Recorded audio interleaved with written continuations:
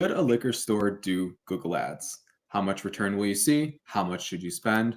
Going to go into everything Google Ads today. My name's Alden. I'm the founder of Intention Creative. We are the #1 digital and in-store marketing agency for retail liquor stores in the United States. I have Margo here, director at the agency as well. And we're just going to go through a bunch of questions that we received that we see on sales calls and just really just try to bring value to people and get them at least like started on Google Ads. Again, not even having to work with us, but just like right now, what can you do in the next 5 minutes to make your liquor store more money? Amazing. So I'm going to start with the very first question, Alden, and that is, what are Google Ads? Yep. And so people ask us like, oh, like what should I do for marketing? One of the easiest things that you can do are Google Ads. And so, like you said, what are Google Ads is, as you can imagine, when people are searching on Google, that you show up there, whether it's your location or for search term.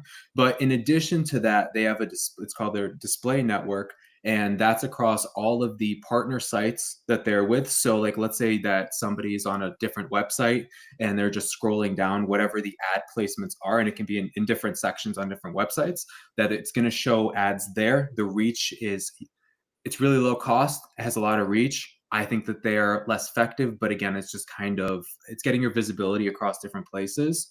Also includes YouTube, because again, Google owns YouTube, so YouTube ads, and they're called pre-roll ads, so that can be before a video goes. You have shopping ads, so especially for a liquor store, like all of your products, when somebody searches for a product, you'll see either free local listings or paid ads, and so those will show up there. And then also, if people are on Google Maps, or again, it's really just any part of Google's network, that they show up there in terms of your location. So brick and mortar, that it's being associated to the location. So, how do you make money using Google Ads? Again, obviously, you don't want to waste money on any marketing that you do. The really important, and this goes for any marketing channel, the really important aspect is that you understand, why does that channel exist in terms of how can it benefit you. And what I mean by that is, who are the types of people that are going to be targeted and going to be reached within that particular channel, and then realistically, what's the amount of effort that you need to put in order to actually see results. And I think I'm just going to do, I think it's much easier to do an example for, like, let's say like a marketing agency doing ads. If you know it costs $200 for a qualified book call and you're only spending $10 a day, you statistically will not get a qualified book call for 20 days. Very similar for when it comes to a liquor store. If you're only running $5 worth of ads or whatnot, and there's a sort of statistical significance of, okay, this is what the conversion rate is, then you have to kind of like hit that conversion rate. And so, in terms of how do you actually make money off of it, the biggest thing is that you're targeting the right people. And it depends, like if you're doing local ads and you are reaching like all 50 states, like this is something that we go into some people's ad accounts and they are targeting like Alaska by accident. Of course, they just don't know to put a tight radius around their store. But obviously, people in Alaska are not going to come unless obviously the liquor stores in Alaska. If you're in New York and you're putting ads into Alaska, they're not going to be coming to your store. If you're doing shipping, then that's totally different. That's a whole different ball game. In which case, like I mean, I could talk for days for national shipping, and that's just a totally different thing. And I'll say right up front that not every liquor store should be doing national shipping. Everyone wants to do it. Everyone goes into it, and then they say that they don't make money. Unsurprisingly, your store just isn't what I would say a qualifier for national shipping, what would succeed. But again, you want to make sure that you're targeting the right people in the right place and the right type of ads. Like I said, again, like display ads, like it's great for reach, but I think it's just hitting disengaged individuals. And I just don't think it's effective, because like I'm very much like I like to run ads if somebody actually wants to purchase, and not just running ads for the sake of running ads. So if somebody is searching, I'm gonna super simplify everything on this. If somebody's searching liquor store near me and they type that into Google Maps, they are probably going to be somebody who, let's say they don't go to your liquor store, they're going to go to some liquor store because they need booze. So again, bottom line, I think it's the right person at the right time and in the right location. And it doesn't take much to do that. Just make sure that you're around the store. And when it comes to the right time, again, like different times, different days, but like when we see the most effective, like look at your online orders, it's going to, it literally is a cadence. It's going to go Friday, Saturday, right? So those are going to be the highest days, in which case you can target your spend there. Um, but you can kind of like track and you'll have to spend like usually like I say like the learning period is about $2,000 for Google to really like understand what it's doing with your audience. And this doesn't necessarily just go for Google. I think for Facebook as well, you can go super targeted for the people you want to reach, but I find it's actually almost just as effective if you're willing to just spend a little bit more to go super broad and let like Google, let Facebook, like all these networks, let them find the customers for you, because it's only gonna like when it sees something working, it's like the same with like when you put a bunch of assets on Facebook or with Google.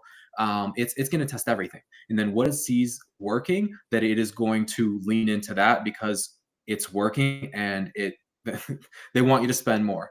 Very similarly, they want you to spend more if something is working, then you're gonna it's kind of like that loop where the platforms want you to spend more and this kind of plateau of effectiveness to some extent, and that's just the platforms being greedy. But again, that's a different discussion.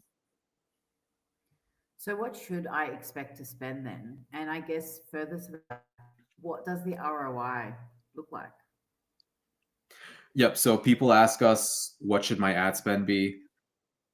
I would say a minimum of $10 a day, but like realistically, anybody who's serious about doing ads, like kind of like just allocate like $2,000. You can start at like $1,000, and just take it from there. I'm very much a proponent on start small, get a taste of it, and then reach up. But you may see that in some instances, you may be losing bids because you can see like how many bids that you're winning. You may be losing bids because like it depends on your bidding strategy, that people are out competing you. So especially in metro areas, when you're going against much bigger players, that you might just be being outbid because somebody else is willing to spend more in order to acquire that customer. And again, like when it comes to ROI, I think the important thing to realize, because like you can do when it comes to shopping ads, that you can be driving people to the website to buy very particular products. When it comes to local ads, you're driving people local action. So for instance, calling or coming in the store, like those sorts of elements. However, those will still drive people to the website just kind of as like a side benefit. But there's the upfront benefit of somebody placing a purchase, and then there's like the additional benefits. Like let's say like a City Hive site, or actually like really like any of these sites, when you make a purchase, you get the customer information and then you can market back to them. And that's where the power comes in. With you have a customer, you've attracted a customer, how are you going to use that information to then increase the LTV, the lifetime value of a customer, in terms of them coming back a second time, a third time, in which case you are now not spending money in order to get that customer. You're just benefiting from that initial spend of a customer. So it's like, what are you willing to spend? Like $5 a customer, $10 a customer? Like what? And again, that's very dependent on like what's your, if it's an in-store, like what's your average basket ring? Like if you're $20 versus, I mean, we have some people where the average basket ring is like, I think it's like $100, around there, which is nuts. Or like the like online average basket ring, again, not third party merchants, because those are always going to be for the most part low, but third party delivery services. But like the average basket ring in the US is going to be hovering around like 107 to like 112, like somewhere around there range. So like there's a baseline for you. So there's the short-term benefit and there's the long-term benefit. And I think it's always important to factor both of those as a holistic marketing strategy, because like you got to think about like, are you only going to own your business for the next 30 days, or are you going to own your business for at least a year? And it, it's screwy with ads because people don't want to spend more until they see results, but sometimes you need to spend more and trust the process in order to see the results. And maybe the first time that you spend is not the most optimized way that you do it. So it's just, you have to like be in it for the long haul in terms of willing to A/B test And it's like understanding that it's a little bit of a process, but once you get it right, you really just lean into it. And those are like the big case studies and successes that we see, where again, you can start spending 5, 10, 15K a month on ads, and you're seeing like a minimum 6x ROAS to like we do as high as like 8x ROAS. And okay, when I say like 8x ROAS, like people who say that they do 10, 20, 30, whatever X, like that as a general for liquor stores, that's so far out of like what's realistic. Like we know like we have a partner who's like when in the very beginning who helped us set up how like kind of we do ads, and they do ads for the the biggest companies. Like if you were to search buy wine online, and they see an average of 5.7 to 6x, like just to baseline for everybody. So 30x, like okay, just my opinion. So I think you may have answered it, but maybe just to ask, a liquor store spent $5,000 on Google Ads last year and they got nothing. What would you say went wrong?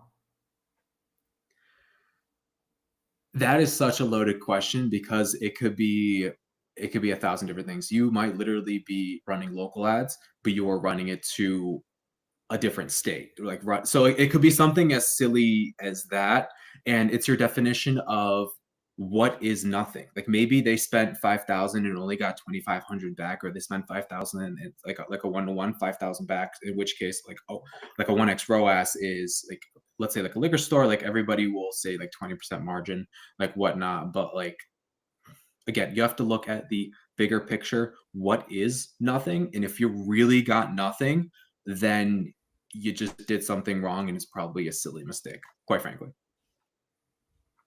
So now thinking about, I guess, the slower periods, should a liquor store turn off their ads during slow periods to save money?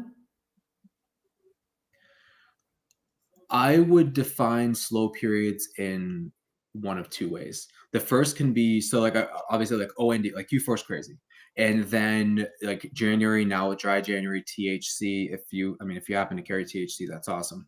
But so like January and February are death, and then really like March and April is when you kind of get back into it.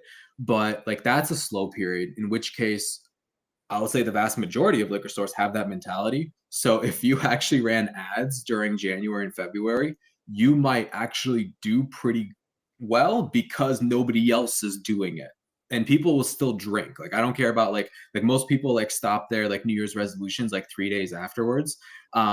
So so like you might still be successful there. And again, I'm all about just testing, just run it. Just you can decrease the spend, but don't turn it off altogether.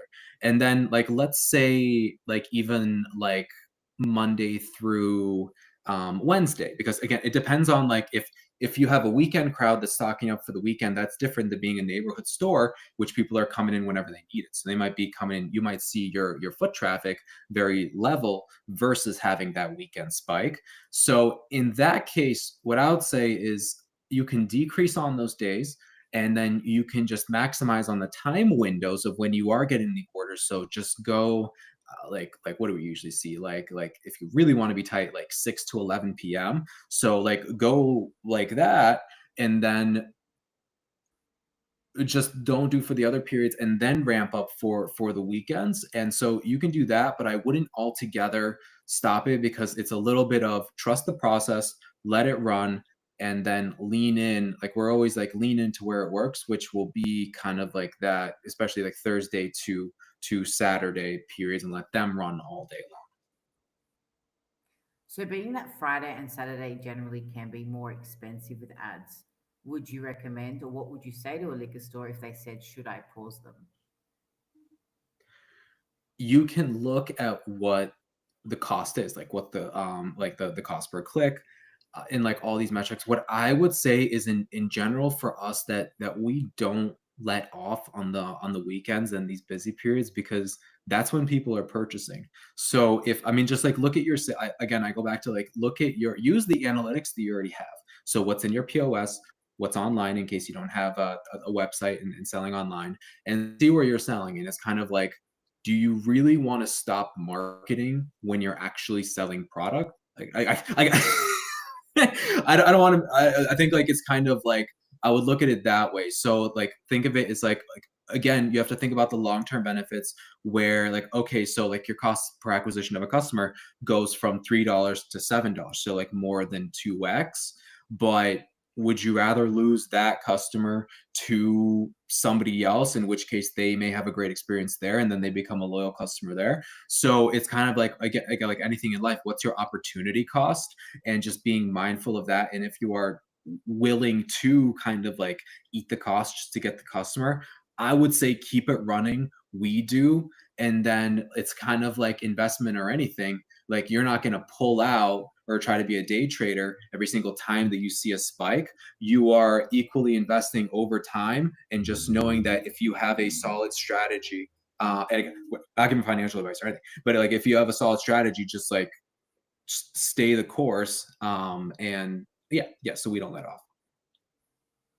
So, what about those local inventory ads that we keep hearing about? Can you shed some light? Yeah. So when you so that's you have a website, right? And then the Google Merchant Center. So like I say, like first things you do when you set up a website, Google Analytics, because it can't go back in time, Google Search Console, because that's going to tell you organic search where you're ranking, and then the Google Merchant Center, which is syncing your products to Google. And the benefit of the Merchant Center is two purposes. Well, a lot of purposes, but in relation to this conversation, two purposes. You're going to get free local listings if you can figure that. So what that means is people search for I'm always going to use, I use Tito's. People search for Tito's 750, and that if you are geographically close, that unless somebody else is running ads, in which case they're gonna see the sponsored, which is what the shopping ads are, the sponsor ad there, that you're gonna automatically show because you're closer, you're most convenient to that customer. And Google wants to always, it wants to keep a customer, it wants to keep a user on the platform. It wants to benefit a user. So if nobody's bidding for a product for like shopping ads, it's going to show whatever is available, whatever information is available, which in this case is just the local, just the free ads. And so yeah, like 100% that you want to make sure the GMC, and you're going to get those free ads, free Google ads, if you want to call it that. But the local inventory ads is just taking, like, let's say there is a bunch of competition. It is going to force the sponsored products into the areas that you designate. It's a love-hate relationship for me. I love it because they are so, just from an impression standpoint, they are so cost effective. I hate it because kind of like local inventory ads and inventory ads in general are just kind of like shopping ads are kind of like death when it comes to ROAS, because it's like if everyone is competing for Tito's and Josh, um, at that point it's who has the lowest price. And that's really, you're just getting into a price war. But in terms of showing up first on Google, that's like the easiest thing that you can do is just put those shopping ads right at you'll see them right at the top. Great. And when Google suspends ads for alcohol purposes, now what? What should a liquor store do? So this is like one of the biggest pitfalls that you can do. So if you like on the audience, you want to make sure that you are targeting people that are over 21. Duh, right? Which like then will actually be 24 on Google ads, but your ads will always be limited. Like that's the number one thing for anybody. Your ads will always be limited. The reason they are limited is because it is a controlled substance, alcohol, controlled substance. So they are limited for that fact. So you're always looking for limited or disapproved. You're never going to have just like straight, like you're good. So if you're limited, you're fine. But just make sure that the audience is over 21. In case you are suspended, what we usually see, because we get we get ad accounts in all sorts of health. Like you'll kind of get like soft strikes that we see, but then there's kind of like a really hard, like you are suspended. Another way that we actually see that you're suspended is off of the payment method. Like Google can get really screwy with this, but off the payment method, that like let's say that you might not even be like, you might be at zero, you might not be negative, and you'll still get suspended. It's like, oh, like you have unpaid balance, and you can actually bring your account above the unpaid balance and still be suspended, like, oh, you haven't paid. It's really annoying, in which case you actually need to get on the phone with Google, which anybody who's ever worked with Google or Facebook knows it's death to get a real person on the phone. And I would say if you get somebody on the phone, you hang on to that person for dear life. Like we have the benefit of kind of like having our people in there just because like we need to be able to resolve issues pretty quickly. But that's going to be your best cause, because again, like all these platforms are using AI to just skim through people's accounts.